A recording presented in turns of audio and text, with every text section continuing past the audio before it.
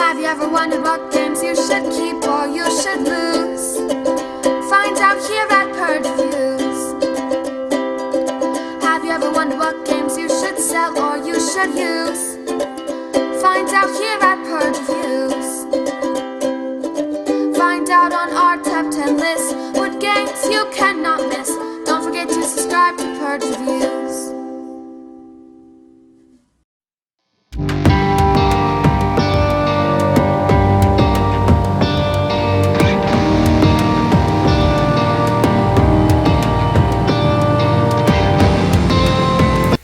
Airships was one of my first written reviews that I ever did, and now I'm doing a little bit of video review on it with some years in between there, right? So Airships is this little straightforward dice rolling game where you're trying to build these airships and build the Hindenburg eventually. And the game can end without building the Hindenburg, but that's really what you're trying to do. And you're going to get points for building things and kind of build up the dice that you have.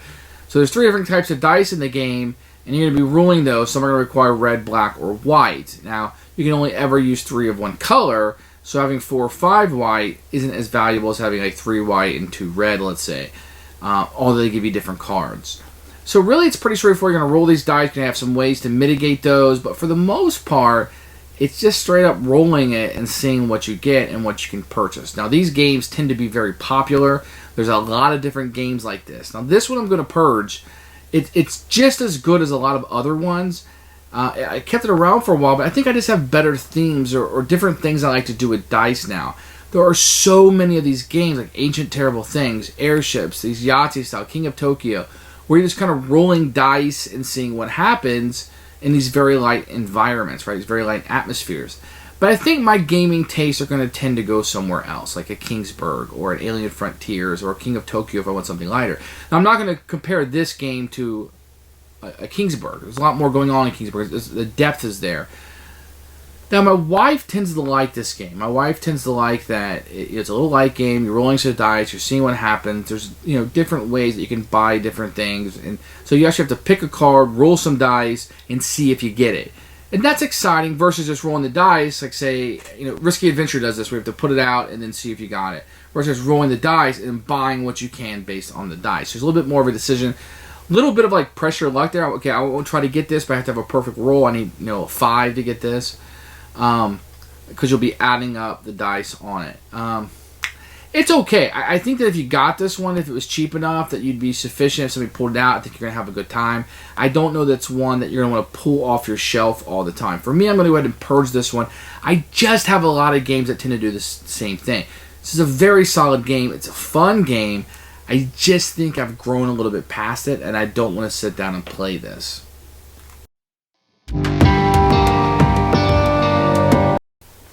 Here are the components for Airships. It's a thick little box. You're going to get languages galore for rule books, as you do with most Queen games. This is what the player mat is going to look like for each of the players. These are very thick cardboard and just they're just a placement place for your cards. That's really all that's going on here. You're going to get a rule book in English. I always love the Queen rule book. I think they work fantastically.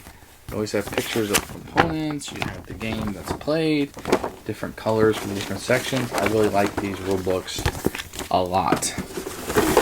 You get enough player boards, plenty of those. You can have a box that's way too big, lots of free air and oxygen. So if you're in the market for oxygen and air, this is the game to buy. You can have a really tall board. So this is just going to hold the cards of different colors, which is 3. Up here, you're going to have a place where you can build the Hindenburg and place little cubes and cards out here. So that's what you have here, but it's very long. Inside the box, you're going to have some cardboard chits. This is for each player to be a country. Every country plays exactly the same, so it doesn't matter. This is a tracker. You're going to have a number of dice. The dice are all sketched into it. Very nice. You don't have to worry about it wearing off. You're going to have some cardboard counters that are nice. And you're going to have a collection of these little miniature cards. They're very good quality. They do what they do. Let's see some of the artwork on it. These icons aren't very hard. 3 make 2. You can kind of see what's going on here. And they repeat a lot. The artwork repeats a ton. So that's components. Very simple. You have different colored dice, a few cards you're going to use, and a box that's way too big.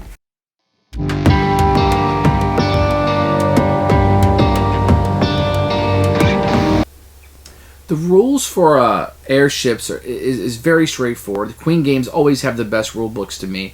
I can really figure out what I'm doing. Once I kind of rolled, I didn't really need the rule book anymore. And that's a huge plus for me, right? If you can digest the rules really quickly and not have a lot of questions or ambiguities while you're playing. That's really the test of courage there, right? Do I have questions while I'm playing it? I didn't with this one. It's pretty straightforward. The cards tend to make sense. The icons all make sense. And I really like this one. Start off by showing you a couple things here. Here's a player board. This just signifies you can have one of each colored at a time. You put your little country here. For the first half of the game, you only have one white die for free. The second half, you have a white and a red. This will be placed here, and then you can have one of each color. If you get a new one, you just place it on top, and you'll no longer have that power. That's all that's going on here. Now, what's going to happen here at the bottom of this right here is every turn you're going to flip over a card, and you're going to place this on the board. So this one will be placed here for purple on the left. And if this was all full, you would take this one off, slide everything down, and put another one on. Each round, you're going to place one card on the board here. That's fairly easy to do. Now, if you want to, you also have cards that will be placed here that you can try, and you can always try to roll the Hindenburg. So here you can roll. You need to use one white and two red and get an 11. Over here, a red and two blacks need to equal 20. You get the higher victory point if the Hindenburg is finished. You get the lower one if it's not. So basically how the game is going to work is you are going to point at the card that you want to roll. In this case, 1. And you will roll however many dice you have. And then in this case, I can use only one white die, but it has to be 2. Lucky, I did that. So then I would acquire this card, and it would give me a white die every turn. And that's really all there is to it. So, for example, in this one, I have to use 3 white dice. So I would roll 3 white dice, 2, 4, 6, and I would have to get 7. So I would have failed. But if you get these +1 chits for not applying a card, I could give this up, add it to my total, and now I would have 7. Now if I had this card at the beginning of my turn, I could take 3 in whites, trade them in, and instead roll 2 red dice. And so each of the cards will do something a little bit different. There's tons of different ones. This one gives you 2 whites for red. This just gives you an additional white die. So this one will require 2 whites that equal up to 5. It gives me one of those +1s to my rolls. This gives me 4 and a +1. I need to get a 4 on a red, so it can be a little tricky. And they all just kind of do different things. It's literally all you're doing is pointing to a card and trying to get that. You have the ones that add to you, to add to your scores, and that's all there is to it. The cards will get in the second area of different backs to get a little bit more powerful, and usually will include victory points on them of some sort. So this one gives you a red and 2 chits. This gives you the immediate black 7. Immediately, boom, every turn you have a black 7 without even rolling any dice. This takes 2 reds and turn to 1 black. So, fairly easy to learn to play.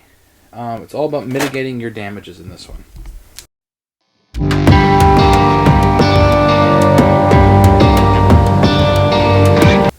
Who should buy this? Anybody looking for a small little light dice rolling game? Maybe you like the theme of the airships and the Hindenburg, and that's something that just really interests you.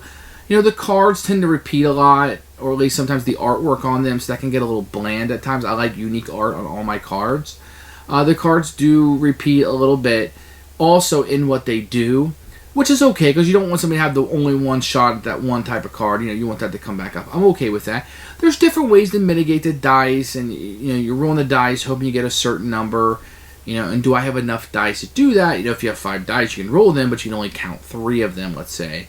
Otherwise, you know, I tend to think there's different dice rolling games on the market that I like better. But this is a solid game, and I think some people are going to play it and really like it. The price point is right. You can grab this one fairly cheap, I hope. It's a very solid production. Queen always does a good job on their game production-wise. and the rule set. So this could be a very good favorite one for people for a lighter dice rolling game.